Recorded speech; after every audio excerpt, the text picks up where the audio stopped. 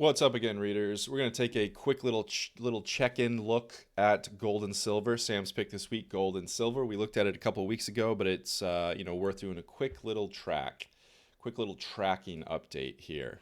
All right, we're first going to look at gold.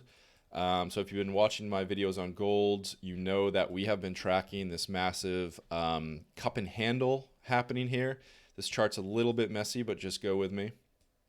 So again, quick recap. We have a cup and handle technical structure here where we have broken out of the handle, which is the beginning of the breakout pattern, the potential breakout pattern, I should say, I guess. We have broken out of the handle. So these lines here are the handle. We've broken out. We retested that previous high, which was the handle high.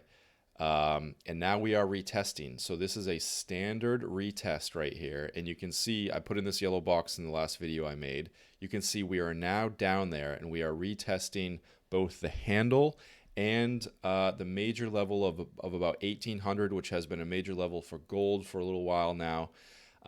Sort of a major general kind of resistant zone where bulls and bears have been fighting it out, I guess. So we're now in the retest. We are at monthly level. This is the May candlestick retesting major key levels of 1800 and the technical structure of the handle, the cup and handle. It's very possible that this could just float over to this long-term trend line we got here. This long-term trend line, possibly, or it could just kind of bounce. Now, in addition to all of that, we put in this Fibonacci, okay? So we put in this Fibonacci just to track this breakout move and see how it aligns with our other key levels that I've just mentioned, which is perfect, right? So we're now in between the 61% Fibonacci, the 76% Fibonacci. We've basically retested the 21 monthly moving average and again the key level 1800 and the cup and handle. So that was our general zone highlighted in yellow. We are there now. That is the retest. Let's go and look at the weekly level. Okay, so you can see we've had a big fall off here. We haven't, well, okay. So we closed last, look at that. Okay, this is fascinating. I love seeing stuff like this. Like, look at the wick of this candle. It's almost exactly 1800, right? It's, what is it? Like 79921. Do I have my, no, I don't have my high low on up there, but 799, almost right to 1800. Okay, so what's going to happen this week? Well, hard to say exactly what will happen this week, right? This is a big sell-off here. There could be some buying. We don't yet have a reversal candlestick. We want a reversal candlestick, ideally on the monthly, actually, because I'm tracking this very long term. I'm tracking this at a macro level. I would prefer to see a reversal candlestick on the monthly, but you know, you could watch for one on the weekly, particularly if you're just kind of trying to move some money into long-term sort of gold savings, if we want to call it that. Again, we're investing in gold. It's like a savings account. We're not really trading it. I don't really recommend trading gold and silver. Swinging silver maybe, but really for this community, it should be thinking about taking some money from either, you know, your savings and investment budget or taking some profits from the trades, shorter term trades and investments you've been making and just putting it into longer term savings, particularly, you know, with potentially bear markets coming up and that sort of thing. So this is gold. So this is what we're looking at as we're now watching for a reversal candlestick on the weekly and monthly charts at our expected retest level, which we highlighted in yellow, and we are currently in now. I don't think it's going to be necessarily a quick reversal candlestick from here. I think this might hover around a little bit. It could probably actually go a little bit lower. It could float around all the way to this trend line to just, you know, add another key level to throw in there, you know.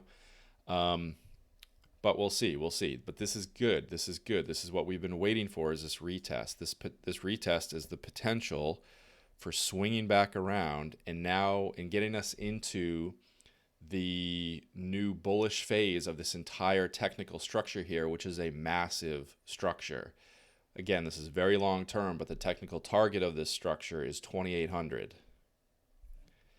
All right, so that's gold at 2,800 long term. Okay. And these are the small movements we're tracking to kind of watch to see if that really plays out. All right, that's enough of gold. Let's dive into silver.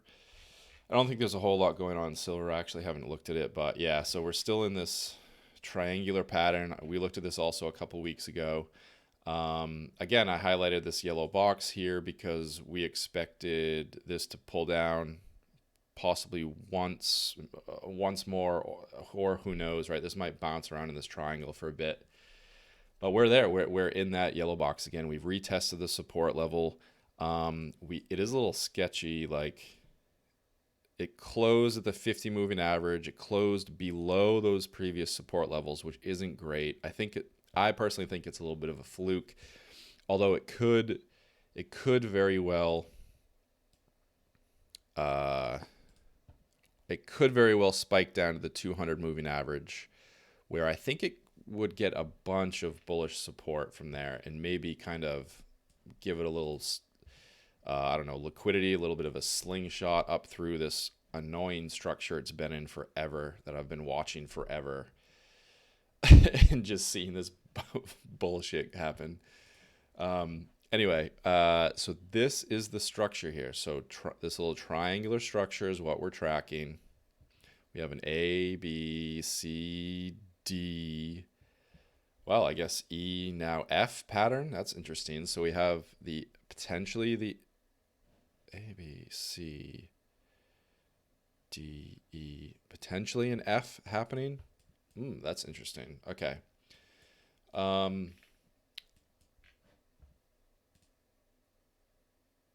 Quick look at weekly level.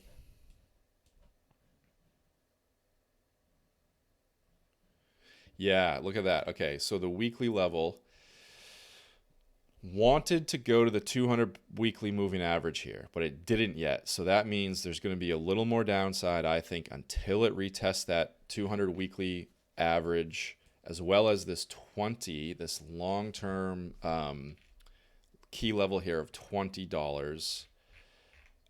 So this is going to be a retest. And I would expect a quick wick and a quick bounce back up into this technical pattern. So that's what we want to watch for. Silver's just been really kind of annoying to me. But it's going to be a good one. You know, when it really breaks out and moves, there's a lot of stuff I've learned about silver, where it's like the price is way too low for it right now.